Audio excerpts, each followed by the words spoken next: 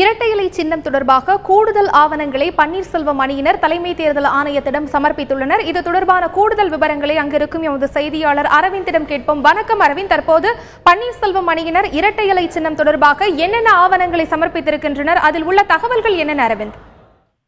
இரட்டை இலை சின்னம் தொடர்பாக இரட்டை இலை சின்னத்தை தங்களுக்கு தான் வழங்க வேண்டும் என கூறி பன்னீர்செல்வம் தரப்பானது இந்திய தேர்தல் ஆணையத்தில் ஒரு மனு ஒன்றை கொடுத்திருந்தார்கள். பன்னீர்செல்வம் தரப்பில் ஆர்கே இடைத்தேர்தலில் வேட்பாளராக நிறுத்தப்பட்டிருந்த மதுசூதனன் இந்த மனுவை இந்திய தேர்தல் ஆணையத்தில் கொடுத்திருந்தார்.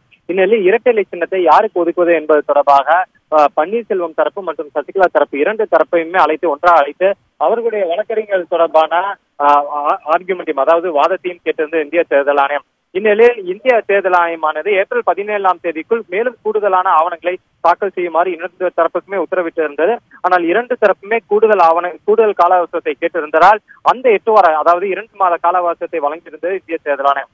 இந்நிலையில் இன்று சற்று நேரத்துக்கு முன்பாக பன்னீர்செல்வம் தரப்பு ஒரு 87 வால்யூம்களில் சுமார் 6500 ஆதரவாளர்களின் கையெழுத்துடன் தங்களுக்கு ஆதரவாக இருப்பதாக கூறி அவர்களுடைய கையெழுத்துடன் அந்த பிரமாண பத்திரங்களை தற்போது இந்திய தேர்தல் ஆணையத்தில் கொடுத்திருக்கிறார்கள். மொத்தம் 83 வால்யூம்களில் இவர்கள் இந்த 6500 பிரமாண பத்திரத்தை கொடுத்திருக்கிறார்கள். இன்றைய தேதி வரை பன்னீர்செல்வம் தரப்பானது சுமார் 250 வால்யூம்களில் இந்த பிரமாண பத்திரங்களை இந்திய தேர்தல் ஆணையத்திடம் அவர்கள் தாக்கல் செய்துள்ளனர்.